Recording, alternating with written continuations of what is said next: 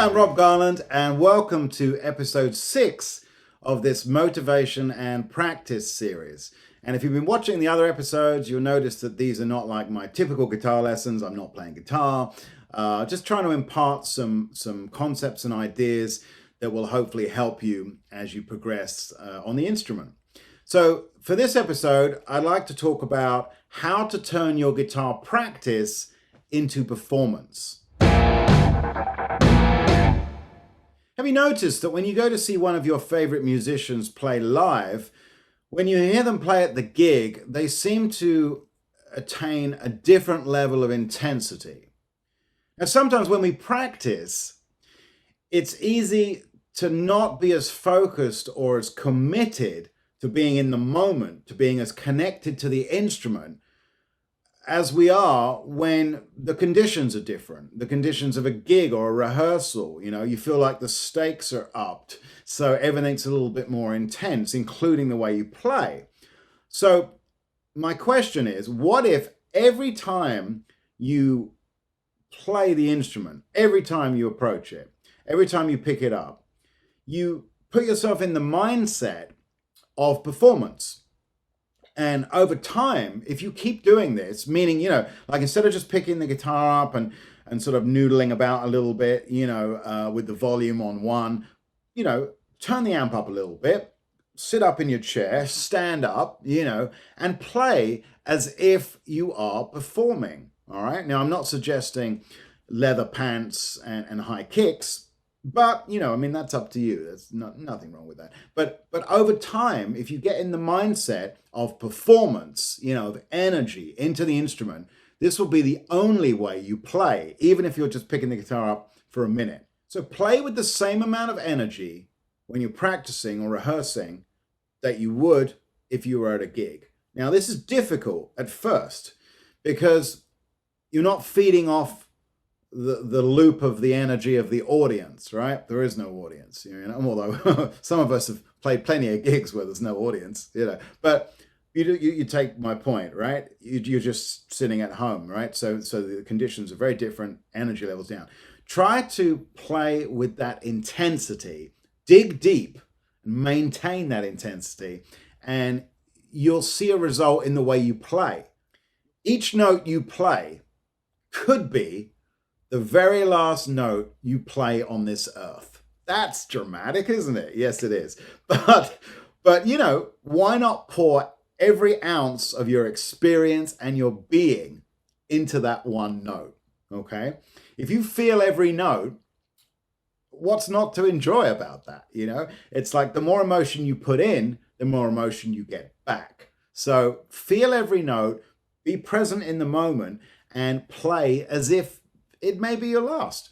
When you're performing at a gig or a rehearsal, you're usually hyper aware of dynamics, meaning the volume level of the instrument, the volume level of the band, the way everything is interacting, the sound of the room, right? That has its own set of dynamics. So when you're in the practice room at home, be aware of dynamics. If you're soloing over a blues and you're just playing at the same level through the whole blues, then your solo doesn't have any dynamics, right? But think about players like Albert King or Stevie Ray Vaughan, right? There's a lot of dynamic range in that playing, and that of course can be attributed to sometimes playing with your fingers, sometimes digging in with a pick. If you're playing through a tube amp, hearing it, or valve amp, hearing it, really hitting it hard and feeling the amp respond to that.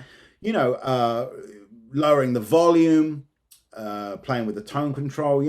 Just getting as much of a dynamic range into your playing as you can, mimicking the human voice, right? If you're playing over a blues jam, you want it to be soulful, doing bends, as much of this kind of stuff as you can, but be aware of not only the vocabulary you're using and what you're saying, but the dynamic range, the volume of it, the attack of it, and also leaving a lot of space. The more space you leave in your soloing, especially in a blues context, the more the dynamic range of what you say is going to have an impact on whomever's listening. You know, even if it's just you, you're going to respond to what you've already said if you leave a lot of space, and the dynamic range has some variation in it. So really be aware of dynamics when you're practicing, because that means when you go to rehearsal, gig, jam, whatever, you're going to be more aware of dynamics there as well. And the most important part of dynamics is listening to the other musicians.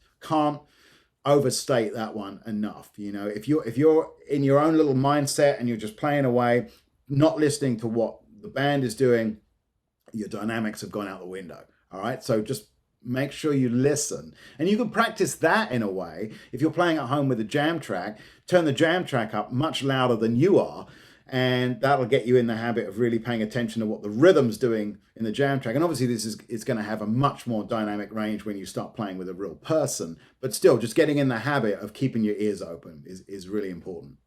Commitment to the note. So when you play a note, commit to it fully, right? Sometimes I see students going, oh, is it that one or is it that one? You know, my advice is commit to it fully, even if it's a super dissonant, foul sounding note, right? Because chances are you can still do something with it. You know, you could bend it a half step as it starts to, you know, come out or whatever, but you got to commit to the note. You know, it's like when you're trying to sing, you don't want to be singing here, going up to the pitch. You want to hit that pitch, you know? So commit to the note, even if it's a questionable choice. Somebody will probably enjoy it, you know? When you're playing live, some notes are not the ones you expected to hit. Believe me, I know. But being committed to, okay, that's what I did, let's make something happen, as opposed to, oh no, I've made a terrible mistake. You know, there's a certain amount of fake confidence in that, or BSing perhaps, right? But that's okay. Commit to the note and then make something happen with it. That's a challenge. That can be kind of fun, actually, right? There are no wrong notes. If every time you rehearse or play gigs, you stand, which you probably do, why are you spending all of your practice time sitting down, right? The guitar's at a different height, everything feels different, the way you're hearing the amplifier is different, you know. So when you're at home practicing, stand up. You know, you might find that when you play, you sort of have a little bit of a I'm not going to dance. When you play, you feel the groove of the music coming through you when you're standing. Maybe you don't feel that so much when you're sitting, which means you're probably playing differently. But you're also going to be hearing your amp differently. You know, when you're standing at a gig, you're a few feet in front of your amp and you're hearing it behind you on the floor, perhaps. You know, it's different to when you're sitting at home playing right next to it. Also, the volume that you're playing at a gig is dramatically different. If you're trying out a new sound with pedals or amp settings, I encourage students to go to a rehearsal studio and turn everything up to that gig volume just to get used to the way it responds, because it's completely different. And of course, then you have to also, you know, you might have dialed in the best tone in the world in the rehearsal room, but once you get with the band, the range, the dynamic range of those sounds are all going to interact as well. So something that could sound quite thin in a practice rehearsal space, even at volume, might sound fine when you add a bass or a keyboard, you know, into the mix as well. So just being aware of all that. But anyway, standing up when you play at a gig, if that's something you do, which you probably do, then you should do it when you practice some of the time as well, just to get used to the feel of that. Don't overanalyze. Overanalyzing can really inhibit your performance. This is something I know about. I'm guilty of it, right? Now, in the last video, I talked about why you should learn music theory, and I stand by that. You know, it unlocks the mechanics of music. Very important. If you're trying to get into a mindset of performance, I suggest switching the music theory off at that point. You know, remember, it's music theory, right?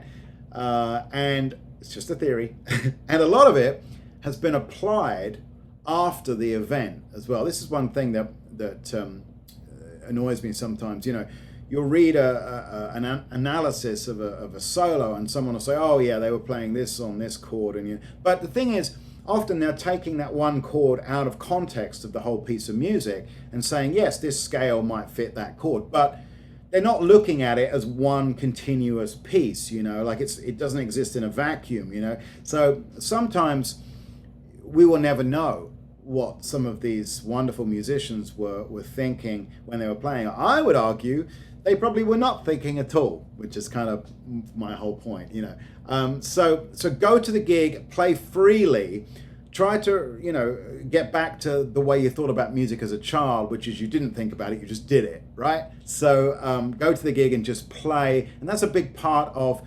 performing, you know. And if you're practicing for an hour, you know, spend 45 minutes applying the theory, doing your stuff. For the last 15 minutes, just play, just listen, don't think of anything. That's my advice to get you into that performance mindset. And finally, this one seems really obvious, but as with the rest of this series, I'm going to say it anyway. Play the guitar. Okay, a good way to maintain your technique, because your technique, when you perform, your technique feels like it drops a few steps, at least mine does. You know, there's something about the performance, perhaps it's the anxiety of performance, you know, something you can play effortlessly at home. When you get to the gig, it's not quite as easy, right? So to maintain your technique and feel comfortable, play the guitar as often as possible. This is painfully obvious, right? You know, when I've been watching documentaries about Hendrix, for example, this is the same for all the greats, but Hendrix, for example, you know, I remember his manager saying that he went around to Hendrix's flat in London, and he was cooking breakfast, but he had the guitar on, you know, and he's cooking breakfast and he's still using this hand, you know. So the point being, you know, there's no substitute for time on the instrument. And if you want to be comfortable in a performance, you got to play the guitar as much as possible so that it becomes an extension of you. So hopefully these things help you a little bit, you know, getting your mindset into performance mode whenever you play the guitar. You know, I'm not saying you shouldn't practice and be very studious, you know, working on specific techniques and ideas and music theory and all that, absolutely. But just be aware that when you play the guitar, you want to pour as much emotion into it as possible and have that performance mindset. I'd like to thank you so much for watching these videos. I hope you've enjoyed them. Please like, comment, subscribe. Visit me online at robgarland.net. You can also subscribe for my free weekly email series where I send out a lesson every week in your email. Take care. Go play your guitar.